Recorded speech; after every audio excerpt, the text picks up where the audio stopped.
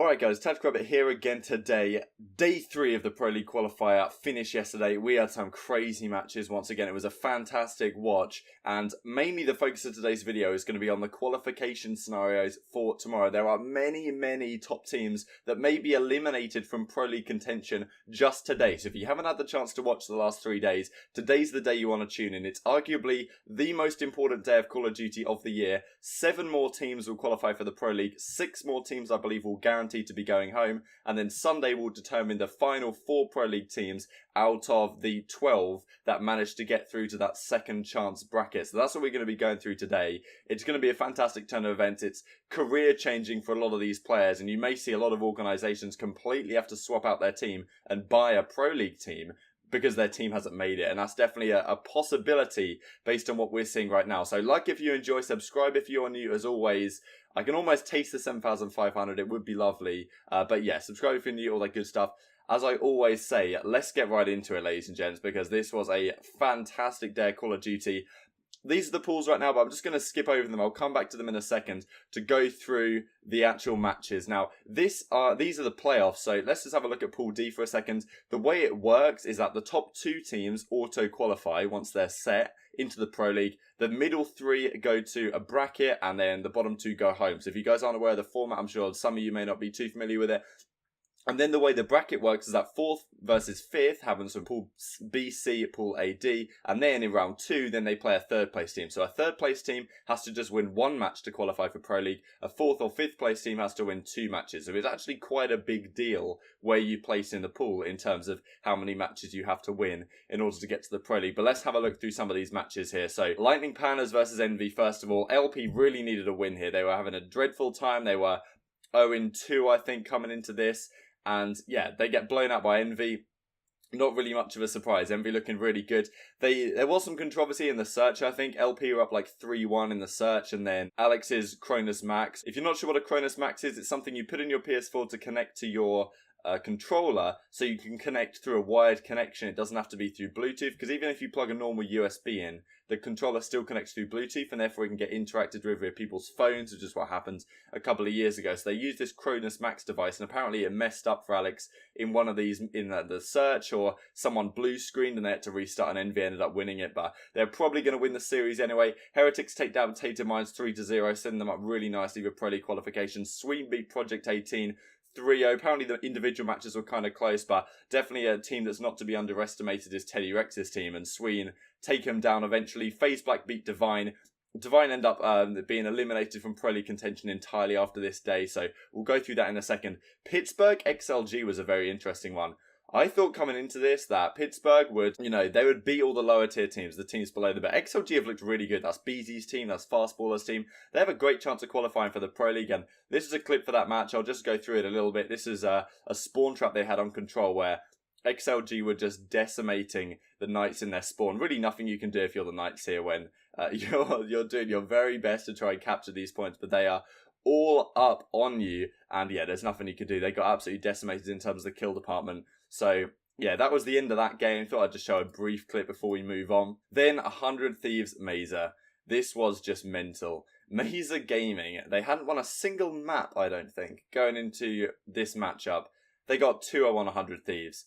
100T have to pull off the reverse sweep. Yes, okay, they pulled off a reverse sweep. What a clutch team, eh? But wow, you're going to have to go map 5 with a team like Mazer to close it out. That is very scary for you indeed.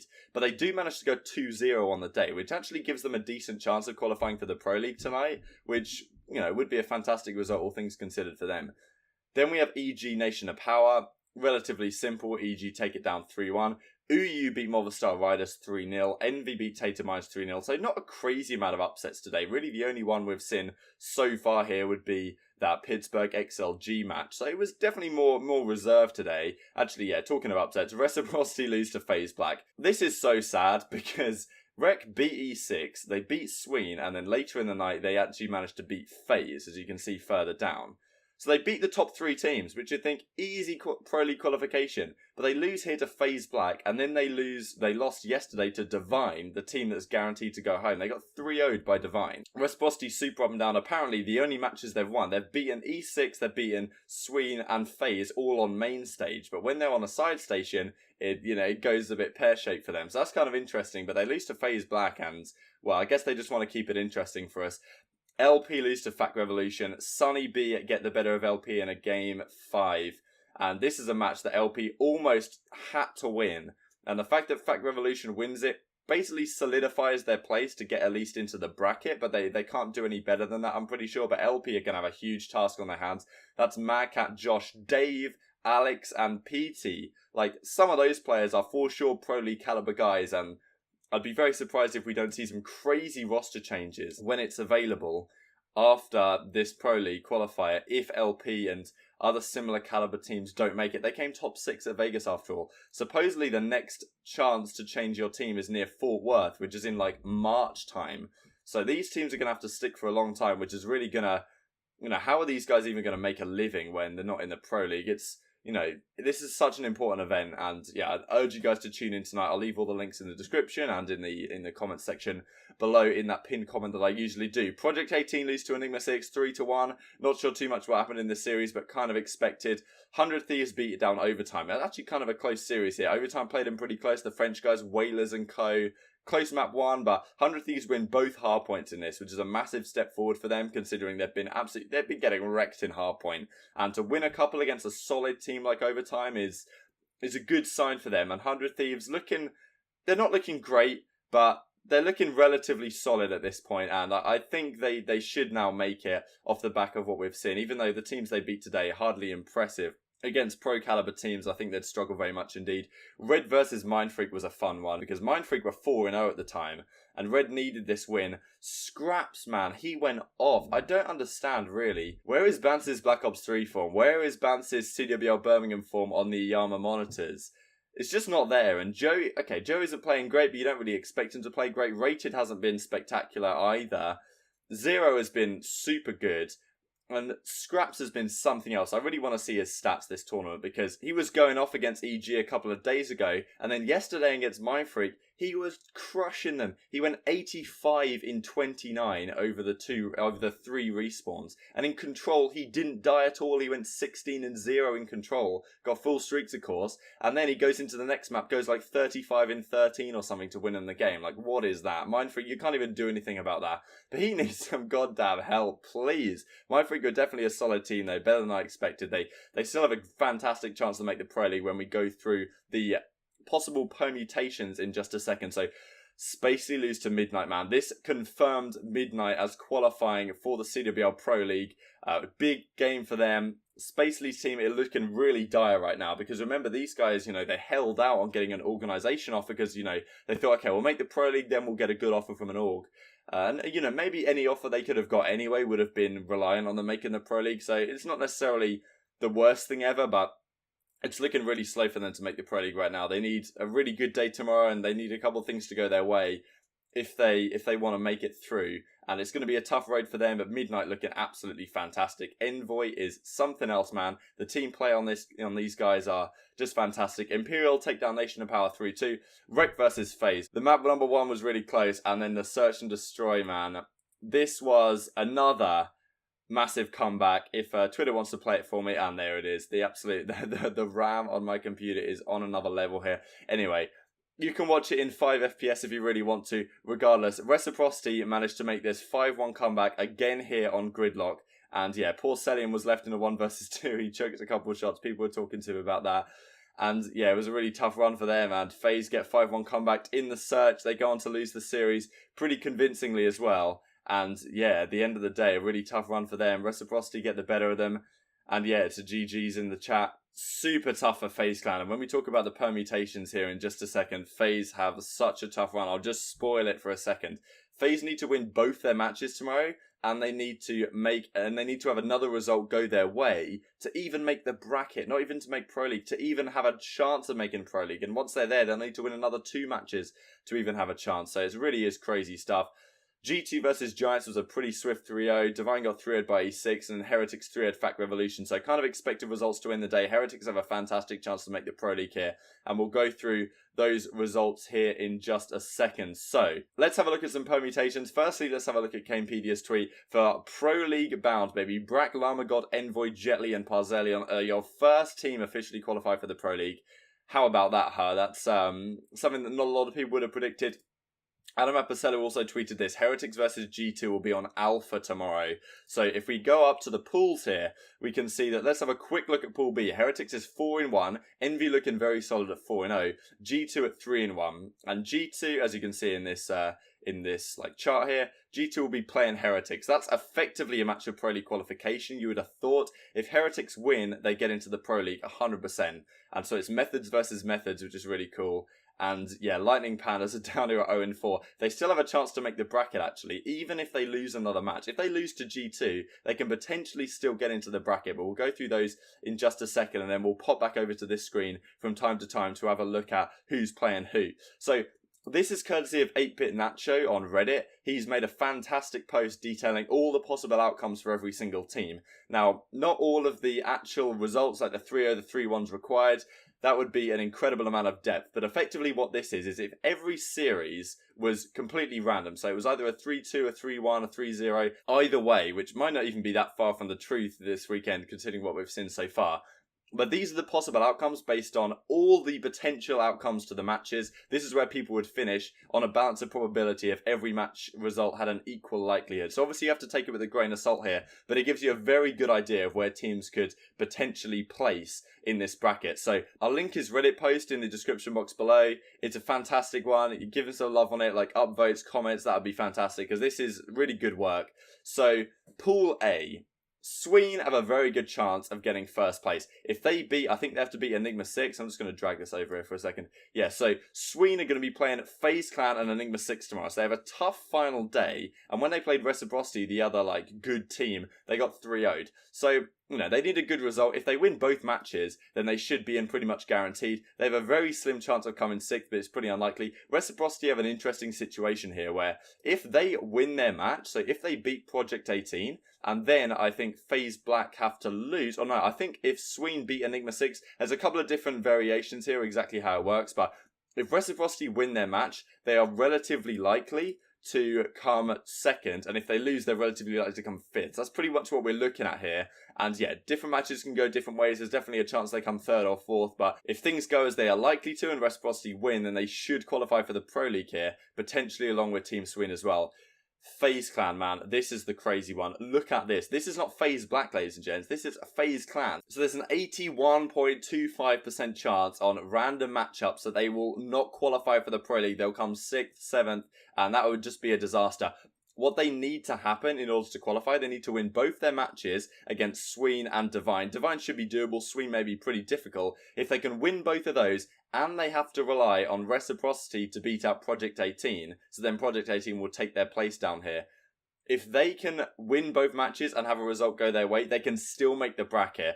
But damn, they can't qualify for the Pro League guaranteed, and it's going to be super hard for them. They have to clutch up big time. Project 18 will likely make the bracket as well, unless that scenario happens where they end up coming 6th instead of FaZe Clan. And FaZe Black have a pretty damn good chance of qualifying for the Pro League here. And imagine that. What would they even do? What would FaZe do? If FaZe Black qualify and FaZe don't, do they just pick up their Black team? Do they try and trade in like Celium and Zuma for a couple of players on that team? I have no idea what's going on.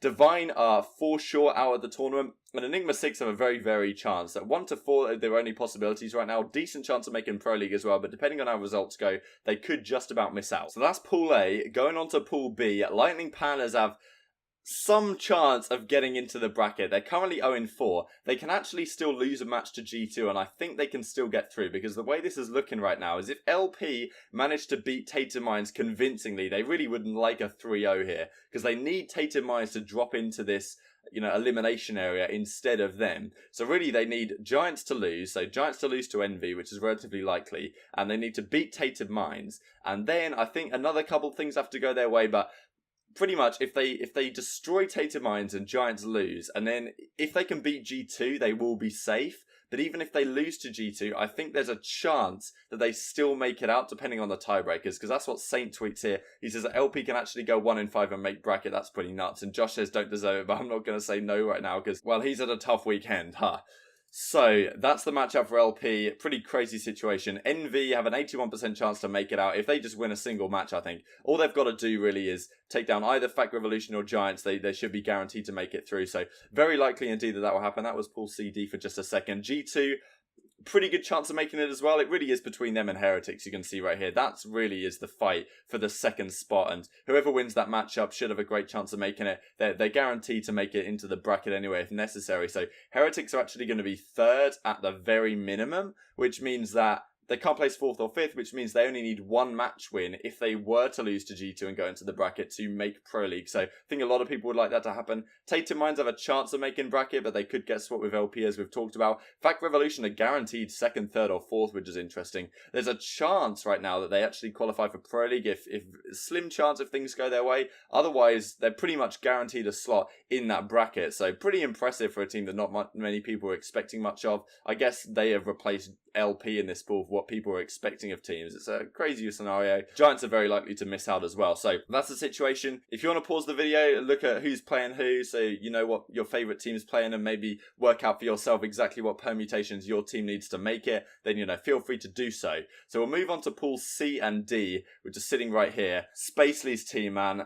This is looking really slow for them. They have a decent chance of making it out into the bracket if they just win their matches. So today they're going to be playing against Spacey's team, Pittsburgh Knights and Mazer. So Mazer should be a guaranteed win, you'd have thought. And then Pittsburgh. So if they can win both those matches, I'm pretty sure they make it out. If they only win one, then it's a tough scenario because pretty much you'd expect everyone to beat Mazer. So beating Mazer isn't really going to do much for them considering Mazer has lost to everyone else. And, you know, Midnight, it's hardly like they're going to not beat Mazer on the form that they've currently shown, beating every single other team. So Spacey need a hell of a result to get out into tomorrow. Then we have 100 Thieves. They've actually turned it around and have a really nice chance here of making it straight into the Pro League. So 100 T right now. Tomorrow they're going to be playing against XLG. If they can win that, pretty sure they qualify for the Pro League. Or at least it's very close because it's either between XLG or 100 Thieves here. Pittsburgh Knights have a slight chance of making it at 12.5, but it's very likely they'll go into the bracket. They can actually place anywhere from 2nd to 7th, which is quite interesting. Very slim chance they come 7th, but you know, if things don't go their way, they can actually fall out of the Pro League entirely. XLG have a very good chance of making 2nd right now. Pretty much it's between XLG and 100 Thieves, but if XLG win that matchup, then pretty much they qualify. And then 100 Thieves, if they win, they maybe still need some other results to go their way. It's definitely an interesting scenario. Midnight are guaranteed 1st place. Then you have overtime, should make the bracket at the very least, and then Mazer are guaranteed to go home at the current time. Pool D, this is another crazy interesting one. Look at these figures for who can come first. 3 teams can come first in this pool. Mindfreak actually theoretically have the best chance in terms of which matches can go their way, but they do have a match against UU here, which is a really interesting one. UU, really, it rests on them today because they're in 2nd right now. I predicted them to do pretty well. After they lost to Imperial, I was kind of confused, but they've jumped back nicely into this one. They're up against EG and Mindfreak, 2 of the top teams. It really depends how they play. If they can come up with the fire, they can definitely make Pro League today. If they win both their matches, yes, Spoof says here, all we have to do is beat either Mindfreak or EG tomorrow and we have a lock for the league. I'm 90% certain. I'm pretty sure that's how it's going for them. It looks relatively likely that if they win one of those matches, go to 4-1, 4-2, there's a chance, but still, different things can go different ways. And who knows, if they win both their matches, they go through. Mindfreak, if they win that match against UU, then they qualify for the league. And it's looking really difficult for Red Reserve. There's only a 6% chance that Red guarantee qualification. So very likely that they will have to fight through that bracket. And yeah, they could even drop out today entirely if things don't go their way. But I don't see that happening. They did seem to be playing a little bit better over the last couple of days. EG could finish basically anywhere right now. They have a reasonable chance of coming top 2. As you can see, EG today are playing UU and Imperial, so Imperial should be a victory for them. which sets them up nicely. So really, these UU versus Mindfreak and EG matches pretty much decide the pool right now. If Red can win both their matches, which I guess you'd expect them to against Movistar and Nation of Power, and they also have a chance if things go their way, but they probably need some map count situations to go in their favour. So it's an interesting one. We look further down the pool as well. Imperial, very likely they're going to be going home. Movistar Riders have shown slightly better things, so they should make the bracket, and Nation of Power are 100% guaranteed to go home. So those are the pools right now, guys. Hope you enjoyed the video. Tune in tonight. You may be watching this and it may already be on. It starts at 5 PM GMT. That's my time, 12 PM Eastern, 9 PM Pacific time. So if you're looking at your watch and you're thinking, damn, it's actually already on, go to the link in the description box below and in the comment section, all that good stuff. Hope you enjoyed. See which teams will make it, because careers could potentially end today. And yeah, I'm really worried for a lot of professional players that they may be out of a job in the next few hours. So that's rather remarkable. Thank you guys so much for watching, as always, and I'll see you next time.